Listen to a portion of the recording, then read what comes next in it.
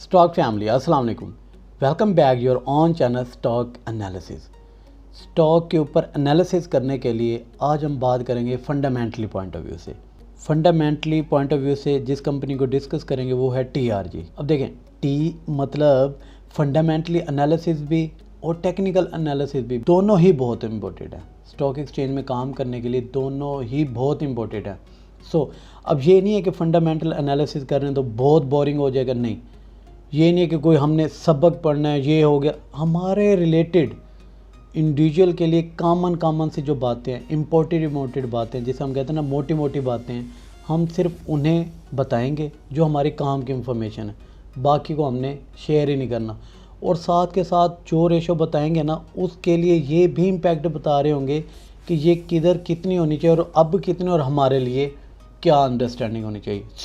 In short, इंतहाई मुख्तसर to the point हम बात करेंगे।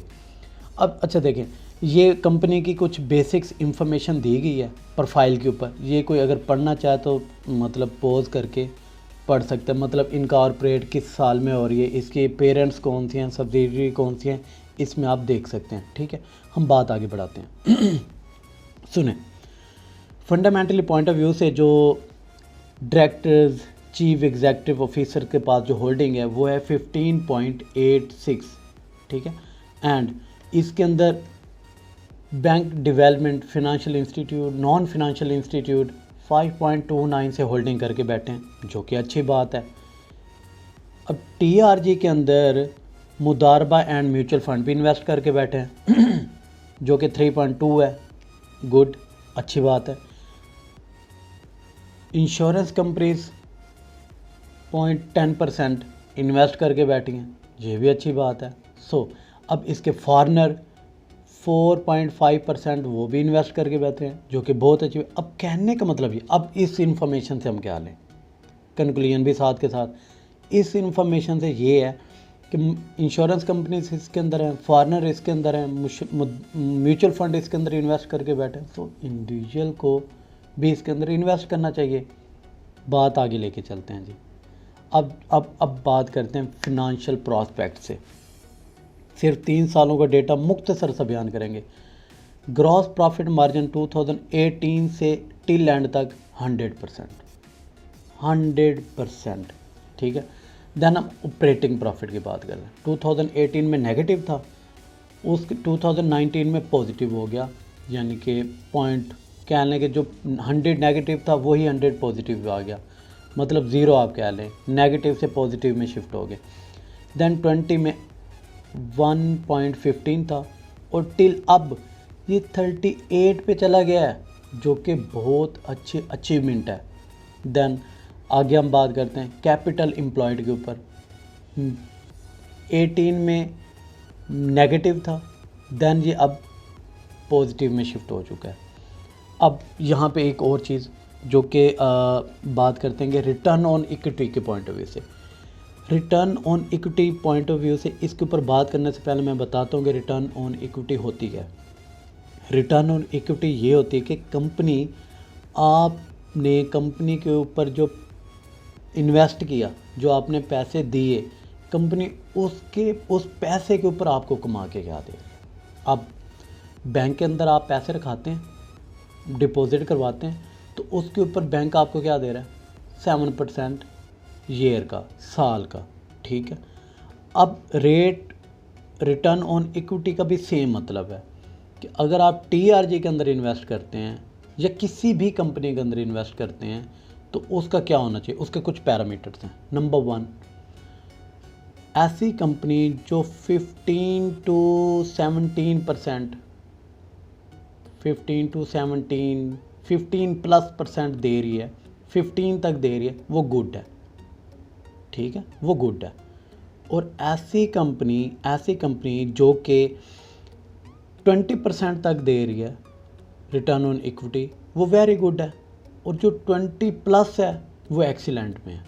यानी कि अब हम फंडामेंटली एनालिसिस करते हुए इस पैरामीटर को फ्रंट पे रखेंगे कि हम ये रिटर्न ऑन इक्विटी कितनी है, गुड में आती है, वेरी गुड में आती है या एक्सीलेंट में आती है।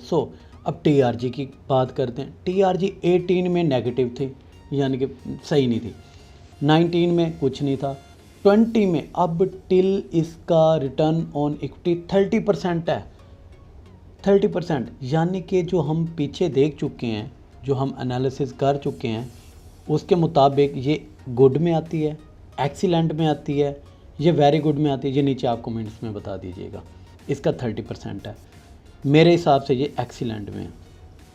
अब बात करते हैं रिटर्न ऑन एसेट का, भी सेम मामला है जो कि रिटर्न ऑन इक्विटी का, यानी कि एसेट्स के ऊपर कंपनी कितना कमा के दे रही है। डिविडेंड 44% दिया, अच्छी बात है। डिविडेंड यील्ड इसकी अच्छा है, और उससे पहले इसकी रिटेंशन रेशो 100% थी। अब इसके ऊपर फर्दर बात करें तो इसकी सॉल्वेंसी रेशो बहुत अच्छी है, इसकी रिटेंशन रेशो जो कि अब 67% है ना। डिविडेंड कवर रेशो 3 है जो कि अच्छा है, बहुत अच्छा है। और अर्निंग पर शेयर के हिसाब से बात करें तो रुपीज़ के हिसाब से 13.36 है, रुपीज़ के हिसाब से।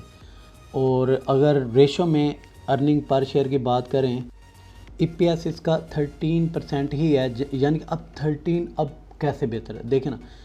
EPS इसका नेगेटिव था 2018 में, EPS इसका क्या था, नेगेटिव था 2018 में। देन ये शिफ्ट होता होता 13 तक पॉजिटिव हो गया, जो कि बहुत अच्छी बात है। सॉल्वेंसी रेशो जो कि मैं ऊपर बता चुका हूँ, इसकी 150% है, ऑसम है, ऑसम। सो देखें फंडामेंटली एतबार से तो इन शॉर्ट अभी हम इसके ऊपर यही बात करना चाह रहे हैं कि फंडामेंटली एतबार से ये यहाँ तक है। अभी इसके ऊपर डिटेल जा सकते हैं, यानी कि एसेट टू डेट मतलब और भी इम्पोर्टेंट है। फ़िलहाल अभी हम छोड़ सा इसके ऊपर एनालिसिस कर रहे हैं, लिहाजा और जो टेक्निकली पॉइंट ऑफ व्यू से वो तो हम daily one day of one day on हम डिस्कशन कर ही रहे होते हैं सेशन के अंदर, क्योंकि वो चेंज होते रहते हैं और फंडामेंटल्स इतनी क्विकली चेंज नहीं होते जिस तरह से टेक्निकल चेंज हो रहे होते हैं। और सुने फंडामेंटल्स के अलावा अगर टेक्निकल की बात करें तो टेक्निकल्स के ऊपर दो चीज़ें हैवी होती हैं, एक रिज़ल्ट और दूसरा न्यूज़। यानी कि आपका टेक्निकल्स कुछ और कह रहे हैं, अगर न्यूज़ कुछ और होगी तो फिर टेक्निकल वहाँ काम नहीं करते। लेकिन उससे पहले आपको फंडामेंटल्स का पता होना चाहिए, ये ज़रूरी है। सो इसी तरह हम इसके ऊपर मज़ीद भी आगे फंडामेंटल्स के ऊपर बात करते रहेंगे। स्टॉक फैमिली, अल्लाह हाफ़िज़ कहने से पहले ये है कि देखें इसके ऊपर TRG के ऊपर स्पेसिफ़िकली बात करूं तो इसका जो बीटा इसका 2 है। अब बीटा रिप्रेजेंट करता है किस चीज़ को, रिस्क को, ठीक है, यानी कि कंपनी कितनी रिस्की है। सो अब देखें ना, अब बीटा 2 का मतलब ये है कि हो सकता है कि मार्केट पॉजिटिव हो और TRG नेगेटिव हो। इसका बीटा ही ऐसा है, मतलब इसके अंदर इस तरह का रिस्क एलिमेंट पाया जाता है, वो आइडेंटिफाई होता है बीटे का। अगर बीटा इसका 1 होता तो ये अकॉर्डिंग टू मार्केट चल रहा होता, मतलब मार्केट ऊपर है तो ये अकॉर्डिंग टू मार्केट ही बिहेव कर रहा होता। अब इसका 2 है तो ये मार्केट के अपोजिट भी परफॉर्म करता है। सो इस शेयर की नेचर, इस शेयर की क्या, किसी भी ऐसा शेयर जो कि जिसका बीटा वैल्यू 1 से प्लस है, मतलब 1.5 है, 2 है, 2 पॉइंट समथिंग है, तो वो जिस तरह बीटा बढ़ता जाएगा उसके अंदर रिस्क का एलिमेंट बढ़ता जाएगा। लिहाजा इसके ऊपर हम क्या देखते हैं, इसके ऊपर हम अगर हम बात करें बीटा के पॉइंट ऑफ व्यू से तो ये थोड़ी रिस्की कंपनी भी है। यानी कि काफ़ी दोस्त इसके अंदर काम कर रहे थे तो डिसअपॉइंट हुए थे, देखे जी चल नहीं रहा, देखे जी मार्केट तो पॉजिटिव है, ये नेगेटिव है। और अक्सर ये भी होता है कि मार्केट नेगेटिव है, TRG पॉजिटिव है, तो वो इसके बीटा की वजह से है। और काफ़ी दोस्त कह रहे होते हैं कि ये जी देखें जी ये तो ऐसे ही है, इसका कोई वो नहीं है, फलां नहीं है। अगर हम स्टडी करके चलेंगे ना, इन चीज़ों को पढ़ के चलेंगे तो फिर हमें चीज़ें समझ आ जाएंगी कि ये इस तरह का बिहेव या रिएक्ट क्यों कर रही है, किस बेस पे कर रही है। सो किसी भी शेयर के अंदर काम करने से पहले थोड़ा हाउ ना होना चाहिए हमें उस शेयर के बारे में। सो अल्लाह हाफिज़ एंड गुड बाय। अपना ख्याल रखें, अपने दोस्तों का ख्याल रखें, और मोटिवेशन के लिए सब्सक्राइब, अपने इस चैनल का भी ख्याल रखें।